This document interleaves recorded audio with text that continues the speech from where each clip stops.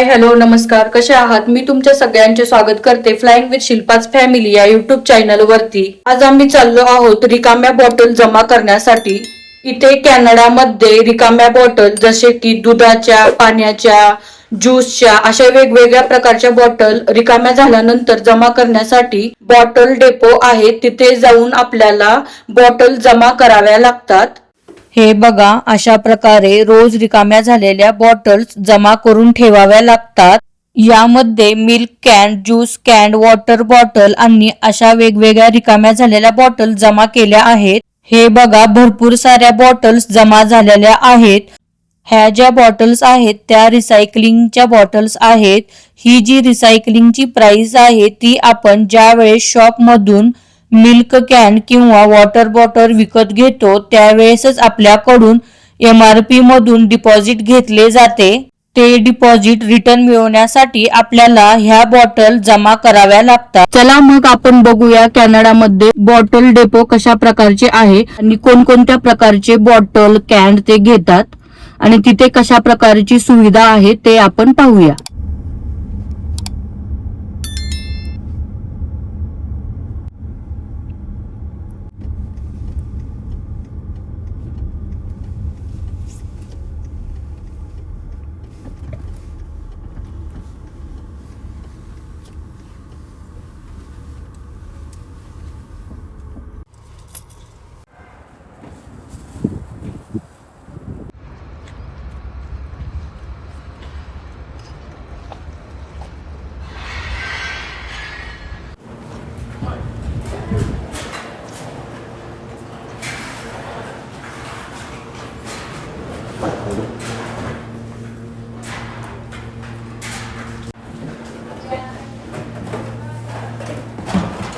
हे बघा, आता आपण बॉटल जमा केलेल्या आहेत।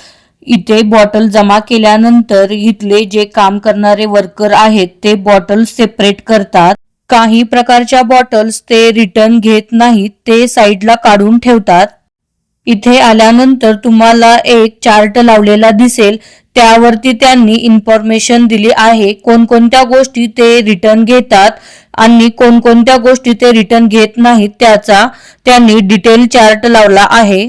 ज्या बॉटल रिसायकलिंगच्या असतात त्या बॉटलनुसार जसे की 1 लिटर किंवा त्यापेक्षा कमी असलेली बॉटल त्याला आपण 10 सेंट पे करतो आणि 1 लिटरच्या वरती जी बॉटल असते त्याला आपण 25 सेंट पे करतो। बॉटल्स जमा केल्यानंतर ते आपल्याला एक रिसिप्ट देतात। ती रिसिप्ट या ATM मशीनच्या तिथे जाऊन स्कॅन करावी लागते, त्यानुसार या मशीन मधून पैसे बाहेर येतात।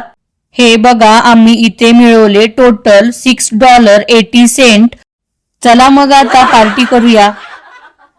एक इम्पॉर्टंट आणि इंटरेस्टिंग गोष्ट म्हणजे जे बेवरेज तुम्ही बाय केले आहे, ज्या प्रोव्हिन्स मध्ये बाय केले आहे त्याच प्रोव्हिन्स मध्ये रिटर्न करावे लागते। हे इनलीगल आहे। जर तुम्ही दुसऱ्या प्रोव्हिन्स मध्ये बाय केले आहे आणि दुसरीकडे सेल करत आहेत तर ते इनलीगल आहे। त्यामुळे जिथे खरेदी केले तिथेच रिटर्न करा। ज्यावेळेस शॉप मधून कुठलेही वॉटर बॉटल, दूध कॅन किंवा कोल्ड्रिंक्स कॅन विकत घेतो त्यावेळेस आपल्याकडून डिपॉझिट घेतले जाते आणि ते डिपॉझिट आपल्याला परत मिळवण्यासाठी इथे वॉटर डेपो नावाचे शॉप्स आहेत। तर तिथे जाऊन आपण सर्व कॅन्स आपण जमा करू शकतो आणि आपल्याला मग ते आपले डिपॉझिट रिटर्न भेटते।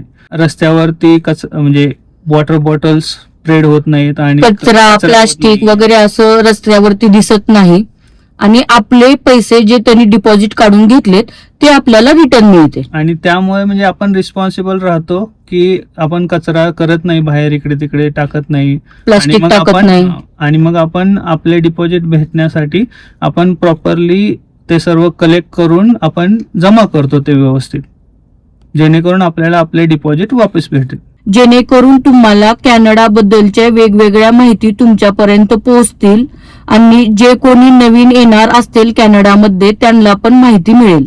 हा व्हिडिओ तुम्हाला माहितीपूर्ण वाटला असेल तर व्हिडिओला लाईक, शेअर आणि सबस्क्राईब करायला विसरू नका।